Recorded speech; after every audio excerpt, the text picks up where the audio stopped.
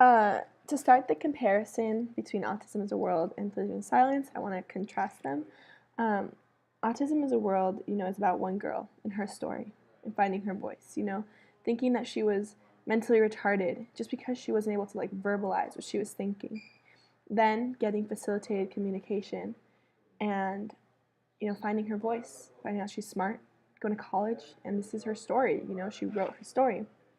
Um, and Prisoners of Silence is, more about facilitated communication, and it does include stories of some people, some kids with autism, that were nonverbal, and how when they started using that, they started to be able to verbalize, and then the ethical issues that came with it. And I think that's kind of what ties, I mean, obviously, other than like the very obvious connection between them, which is that they both utilize facilitated communication.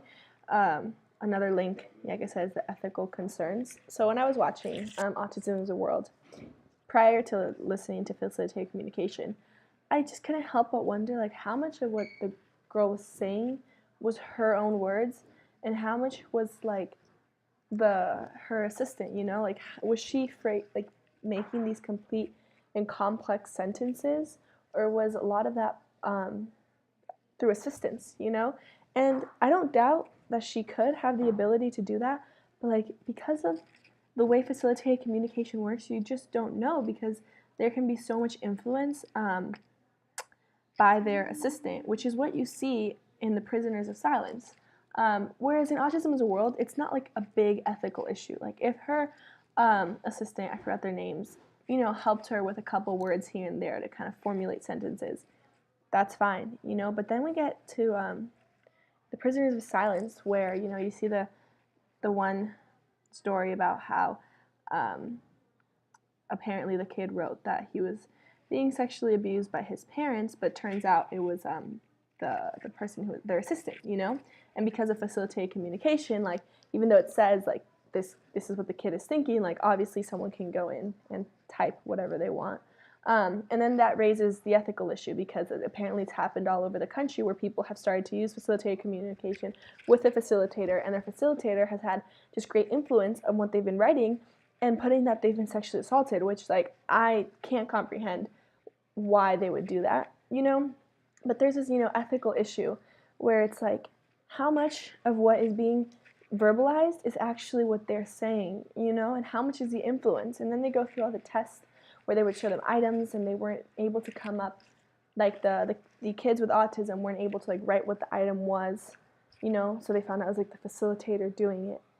And that's just like, it's not just bad because they're being influenced, but it's sad because like these kids finally have the opportunity to find their voice. And maybe they don't know right away what a key is, but that's a process of learning, they're learning a language. And they have like finally like a way to do it. But now there's these ethical issues of the influence that the facilitators would have.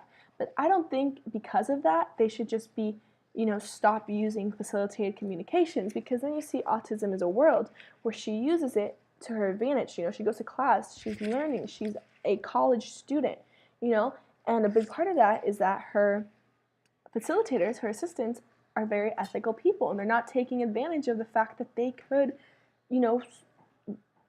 like manipulate what she's saying, and change it the way they want to, which they're not, and the video doesn't say anything about that. So I think the issue is not that we need to like take facilitated communication away from these kids because it's potentially harmful what they're going to be writing. I think the issue is that the facilitators are not good, and they are not committed to their job of just helping. Not all of them, just in the cases where it's become an ethical issue. Like they're not dedicated to these kids, because if they were, they wouldn't, be writing these allegations that's causing them to get rid of their communication. Like I think everyone deserves a voice, and I think a big issue is to take away someone's voice, and I think you can't just do that. You have to work around that, and you have to improve whoever the facilitator is, improve their training, and really motivate them to want to help these kids so that they can continue to have facilitated communication. Just in conclusion, I think what needs to change is the facilitators, not just take away Like, everyone deserves a voice, and these kids, I think, will learn, even though right away they might not know what a key is. I think it's going to be a process, and I think it should continue, just like it worked in Autism as a World, and it can work for other kids.